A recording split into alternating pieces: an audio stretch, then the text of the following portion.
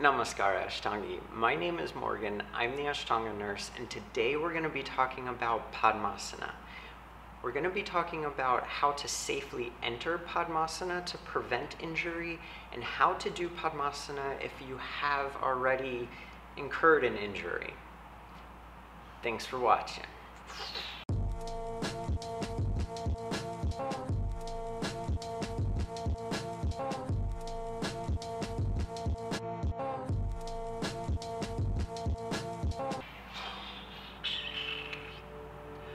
Back when I was living in Chicago, I used to bike everywhere, every day out of the year. If it was -13 out or if it were triple digits, I was on my bike. And because it was cool to ride a fixed gear bike, that's what I rode, which meant that I was always pedaling. And as a result of that, my knees took quite a bit of damage while always biking because of the continual movement and because of the sudden stops that had to incur because of cars or red lights if I chose to stop for red lights. So I had a bit of issue coming into Padmasana. It wasn't the easiest thing for me to learn how to do, and in fact, as my practice started to progress and I started to take it a bit more serious, my knees kept popping every time I would do it, and I was afraid that I was going to cause some sort of injury further down the road. So I consulted with a few people and did some research on my own as far as like muscle movements and grouping together, and so I want to share that information with you, and here's how we're going to do it. So the knee joint is like your finger joint. It only bends in one direction. It doesn't twist off to the side. One direction. So your knee joint, same thing, only bends in one direction. It doesn't bend out to the side very far. And in fact, you don't want to take it very far. That's the start of causing your injury. So in order to prevent injury, one of the first things you need to do is learn how to access the hips. So that means moving the knee out to the side as far as it goes. And if this is as far as it goes, this might be your start of the Padmasana. To close off the knee joint, I'd safely recommend closing the knee as close as possible. Now, if you don't have an injury, you may be able to close it this far. If you have an injury, stay tuned, we'll address that in a minute. After you've closed the knee, then you can take the knee out to the side, but that's accessing the hip. So to access that hip, one of the things that I'd recommend doing as practice for your homework outside of your regular practice is to sit with the ankle on top of the knee and placing the opposite knee on top of the opposite ankles so that they stack one on top of each other. Now, mine didn't always look like this. In fact, it looked something more similar to this, and I had to lean back and scrunch down, and it was not comfortable. But over time, I was able to sit up and push my chest forward to start to access the hips, and then I was able to start sitting forward. And it looked something like this for quite a long time. Eventually, I was able to get that bottom knee down to the ground and stacking the other knee right on top. Now, I'd recommend doing this for about 5 minutes each side. So after you do the right side, switch it out, start with the left side. Maybe you start back here, start walking your hands in, and eventually stacking it so that the ankle is on top of the knee, knee on top of ankle, and flex the feet back towards the knees to help access the hip a little bit more and to protect your knee. That's the first step of accessing Padmasana, is actually getting into your hips and finding the rotation from your hips. Don't find the rotation from your knee. It's not going to happen. So, taking it back, once you close off the knee and it's in a locked position, then you can access the hip, moving it out to the side, draw the foot back in, and take it on top. Now that's a safe way to enter Padmasana on the right side. But how do you do that on the left side if you have to close your knee and then access the hip? It tucks it all the way underneath, and it's not very practical to enter the left leg on top if you're doing it this way.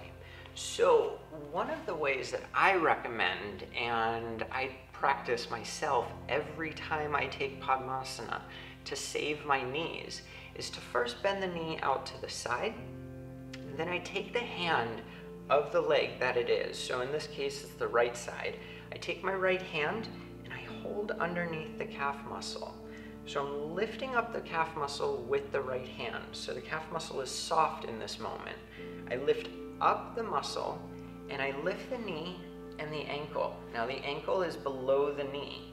And then I draw the ankle in towards the center, and then I slide my hand out. Now it's made room so that the knee can lock here, but the muscle is out of the way, preventing any strain on the outside edge of the knee, which is where your ACL is.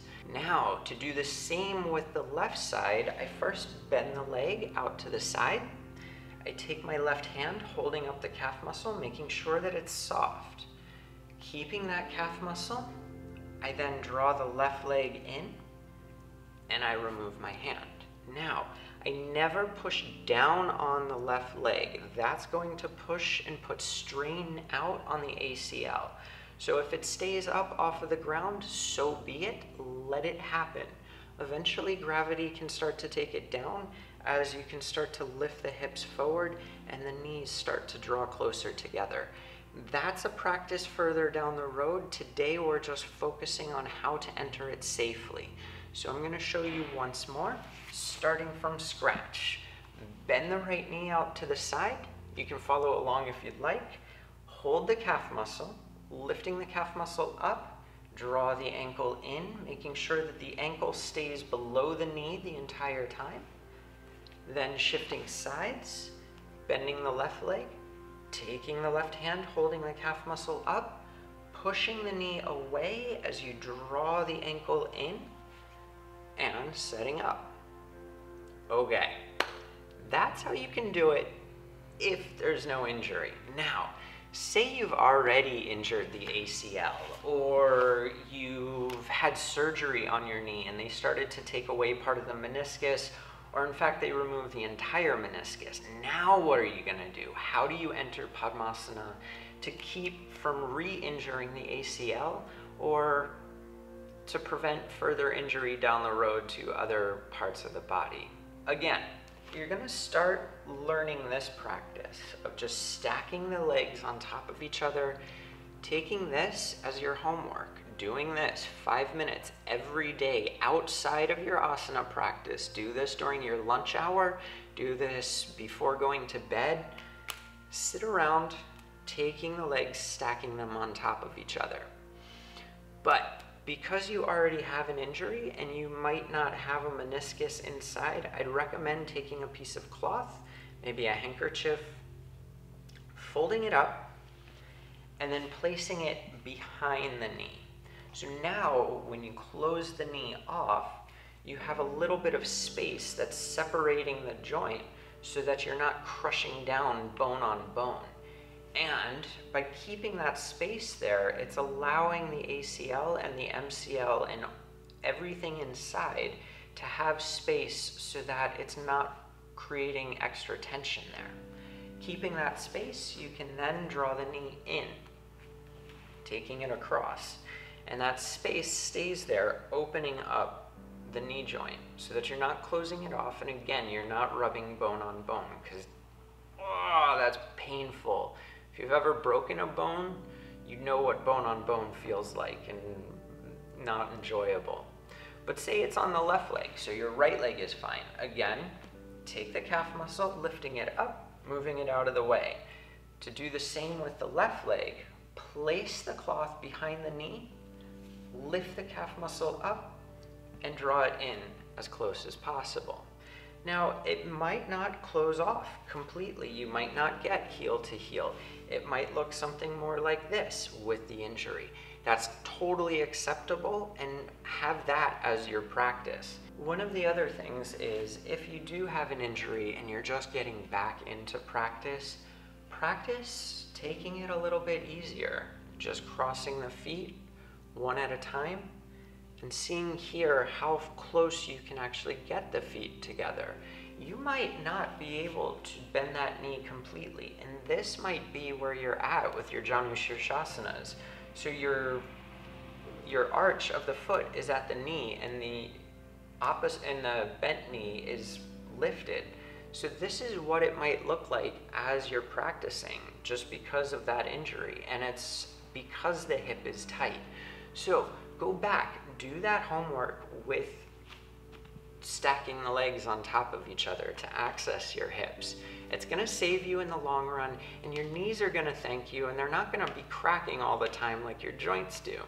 So wherever you're at with your Padmasana, you're doing it right. Keep that in mind. However it looks for you is perfect. It's not supposed to look like somebody fancy. It's supposed to look like your practice. And that's the best thing to keep in mind when you're practicing. The practice is your practice.